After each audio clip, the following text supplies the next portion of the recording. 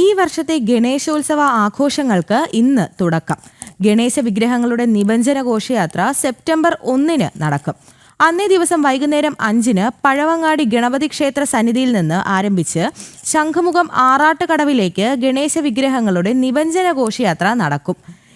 ഇത്തവണയും ഗണേശ ഉത്സവ ട്രസ്റ്റ് കമ്മിറ്റിയുടെയും ശിവസേനയുടെയും നേതൃത്വത്തിൽ വിവിധ ഇടങ്ങളിലേക്കുള്ള ഗണേശ വിഗ്രഹങ്ങൾ തയ്യാറായി കഴിഞ്ഞു.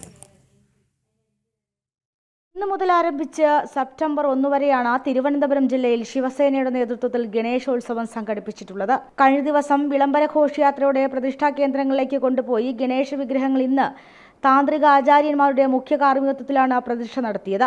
ഗണപതിയുടെ 32 രൂപത്തിലുള്ള വിഗ്രഹങ്ങൾ ഗണേശ ഉത്സവ ട്രസ്റ്റിന്റെയും ശിവസേനയുടെ നേതൃത്വത്തിൽ ഒരുങ്ങിക്കഴിഞ്ഞു.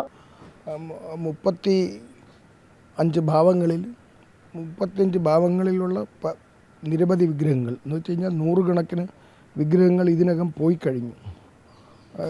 സംസ്ഥാനത്തിൻ്റെ വിവിധ ഭാഗങ്ങളിലായി പ്രതീക്ഷിച്ച് ഓരോ സ്ഥലത്തും ഓരോ ദിവസം നിമജ്ജനം നടത്തുന്നു എന്നുള്ളതാണ്. കൊല്ലത്ത് ഒരു ദിവസമാണെന്നുണ്ടെങ്കിൽ തിരുവനന്തപുരത്ത് വേറൊരു ദിവസമാണ്.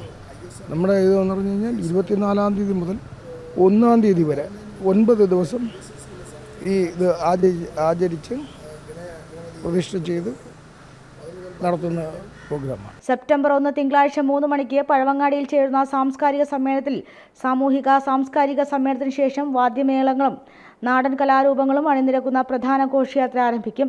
വൈകുന്നേരം 8 മണിക്ക് ശംഖുമുഖം കടവിൽ ഘോഷയാത്ര എത്തിച്ചേരുകയും തുടർന്ന് വിഗ്രഹ നിമജ്ജന പൂജകൾ ആരംഭിക്കുകയും ചെയ്യും. ജനം, തിരുവനന്തപുരം.